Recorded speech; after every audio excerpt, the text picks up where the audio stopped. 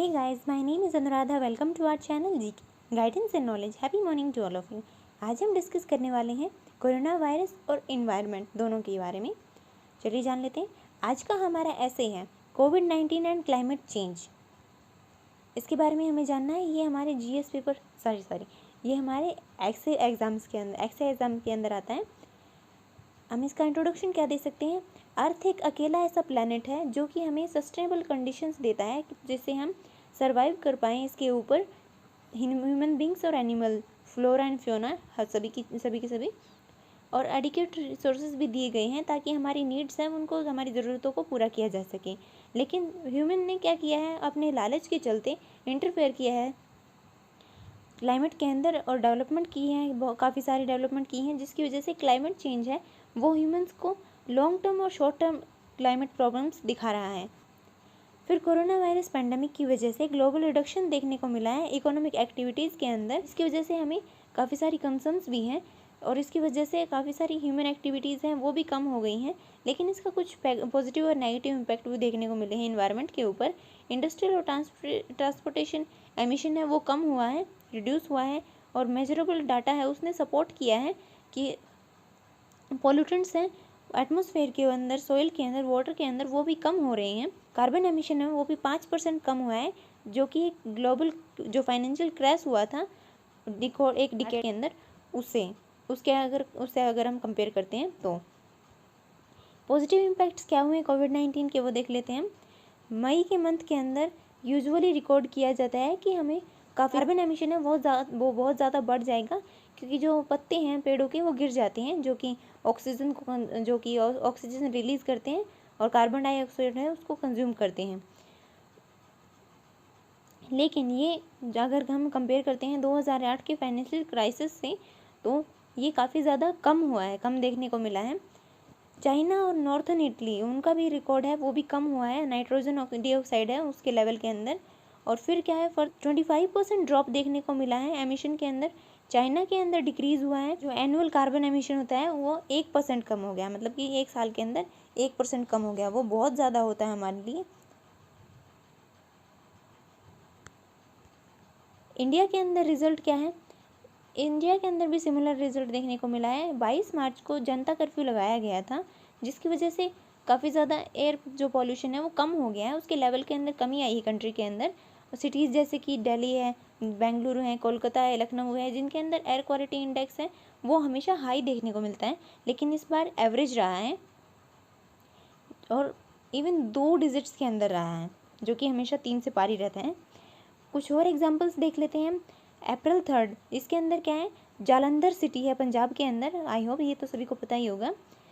इसके अंदर से क्या देखा गया है, जो धौलाधर माउंटेन रेंज है वो देखने को मिली है जो कि नॉर्मल टाइम के अंदर देखने को नहीं मिलती है। इन दोनों के बीच में डिस्टेंस है वो 213 किलोमीटर्स है। रिसेंट मेमोरी के अंदर देखने को नहीं मिली है, मतलब कि काफ़ी टाइम से ऐसा नहीं हुआ था कि हम डायरेक्टली उसे देख पाएँ। वाटर बॉडीज़ हैं वो भी क्लियर हुई हैं। इसके अंदर कुछ डेटा है जैसे कि यमुना और गंगा रिवर है, उनके अंदर काफ़ी ज़्यादा इम्प्रूवमेंट देखने को मिला है नेशन वाइड लॉकडाउन की वजह से। अकॉर्डिंग टू ये real time water monitoring data के अंदर central pollution control board CPCB collect करती है। उसने बताया है कि एवरेज वाटर क्वालिटी है वो 27 पॉइंट्स रही है गंगा की रिसेंट डेज़ के अंदर, जो कि बहुत ही ज़्यादा सूटेबल होती है हमारे लिए। हम नहा सकते हैं उसके अंदर और प्रोपोगेट हो सकता है जो वाइल्ड लाइफ है और फिशरीज़ हैं वो भी। और वाटर ट्रांसपोर्टेशन है वो कम हुआ है जिसकी वजह से बायोडाइवर्सिटी जो मरीन के अंदर है, मरीन लाइफ के अंदर है वो काफ़ी ज़्यादा बढ़ गई है क्योंकि ट्रांसपोर्टेशन एक्टिविटीज़ की वजह से उनकी जो रिप्रोडक्शन एक्टिविटीज़ हैं वो कम हो जाती थी। बर्ड्स और एनिमल की स्पीसीज़ जो काफ़ी टाइम से नहीं देखी गई थी वो भी देखने को मिली हैं ह्यूमन एक्टिविटीज़ की वजह से, जो एक्सटिंक्ट हो गई थी या फिर देखने को नहीं मिलती थी। नेगेटिव इम्पैक्ट्स क्या हैं, डेवलप्ड कंट्रीज़ हैं वो सपोर्ट नहीं कर रही हैं पुअर कंट्रीज़ को या डेवलपिंग कंट्रीज़ को पॉल्यूशन को कंट्रोल करने में, और ज़ीरो कार्बन एमिशन, और काफ़ी सारी कंट्रीज़ ने कार्बन एमिशन के टारगेट सेट भी नहीं किए हैं जैसे कि इंडिया है, अफ्रीका है। और फिर फंडिंग की भी कमी देखने को मिली है रिन्यूएबल एनर्जी प्रोजेक्ट्स के अंदर।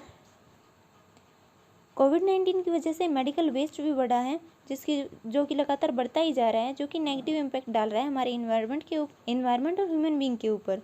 और शॉर्टेज, वैक्सीन की शॉर्टेज देखने को मिलती है, जो वैक्सीन हेजिटेंसी है वो बढ़ रही है, प्राइजेस भी अलग अलग हैं, और जो पेटेंट है वो भी फ्री नहीं है। हमने प्रपोजल तो दिया है लेकिन उसे अभी तक एक्सेप्ट नहीं किया है। मेडिकल नेग्लिजेंस देखने को मिल रहा है, साइड इफेक्ट देखने को मिल रहे हैं, और सो मैनी एपिडेमिक्स जैसे कि ब्लैक फंगस, येलो फंगस और वाइट फंगस भी देखने को मिल रही है, और काफ़ी सारे वेरिएंट्स भी देखने को मिल रहे हैं। इनिशिएटिव्स क्या लिए गए हैं? वेरियस इनिशिएटिव लिए गए हैं, जैसे कि 5 जून को सेलिब्रेट किया जाता है वर्ल्ड इन्वायरमेंट डे के रूप में। पेरिस क्लाइमेट एग्रीमेंट 2015 में साइन किया गया था। क्योटो प्रोटोकॉल इस्टेब्लिश किया गया है। सस्टेनेबल डेवलपमेंट गोल जैसे कि 7, 11, 12, 13, 14 ये भी फोकस करते हैं, और रिड्यूस करने का टेम्परेचर को 1.5 डिग्री सेल्सियस तक लाने का टारगेट रखा है। ज़ीरो कार्बन एमिशन के टारगेट्स रखे गए हैं 2050 तक।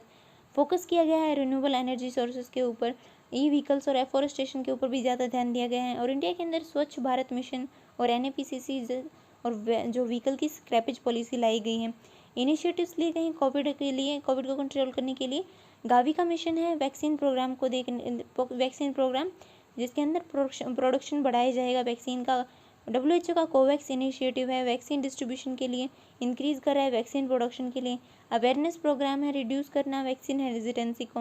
और सस्टेनेबल डेवलपमेंट गोल 3 वो भी फोकस करता है गुड हेल्थ एंड वेलबींग के ऊपर। NAPCC हमारा खुद का प्रोग्राम है जिसे हमने पहले भी डिस्कस किया है। नेशनल जो सोलर मिशन है उसके लिए, नेशनल मिशन ऑन इन्हेंस्ड जो एनर्जी इफिशिएंसी है उसके लिए, national mission on sustainable habitat के लिए, वाटर मिशन भी है हमारा, और नेशनल मिशन है सस्टेनेबल एग्रीकल्चर बनाने के लिए, और नेशनल मिशन फॉर इसके बारे में क्लाइमेट चेंज के बारे में जो नॉलेज है उसे बढ़ाने के लिए। फिर हमें सस्टेनेबल हिमालयन इकोसिस्टम बनाना है उसके लिए, और मिशन लगाया गया है ग्रीन इंडिया बनाने के लिए। फिर हम वे फॉरवर्ड क्या देख सकते हैं? सबसे पहले तो हमें ग्लोबल कॉपरेशन की ज़रूरत है दोनों ही इश्यूज़ के ऊपर, क्लाइमेट चेंज और कोविड-19 के ऊपर।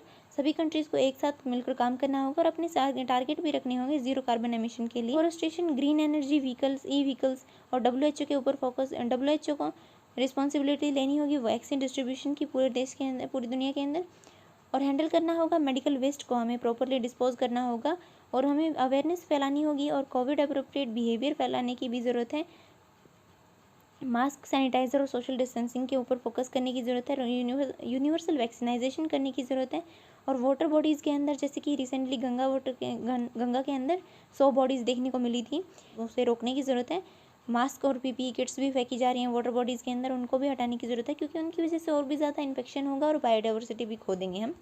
कंक्लूजन क्या दे सकते हैं? कंक्लूजन में हमें कह सकते हैं कि दोनों, चाहे कोविड-19 हो, क्लाइमेट चेंज हो, उसको ग्लोबल कोऑपरेशन की ज़रूरत है, और हमें टेक अवे लेने की ज़रूरत है कि नेशन अगर एक बार कोविड-19 के ऊपर ग्रिप बना लेता है तो फिर हमें इम्प्लीमेंट करना होगा इन्वायरमेंटल, ट्रांसपोर्ट और इंडस्ट्री के रेगुलेशंस को, ताकि हम कंसिडर कर पाएँ जो हमारे ह्यूमन एक्टिविटीज़ के लिए की वजह से डिट्रीमेंटल इम्पैक्ट्स पड़े हैं इन्वायरमेंट के ऊपर, उन्हें कंट्रोल किया जा सके।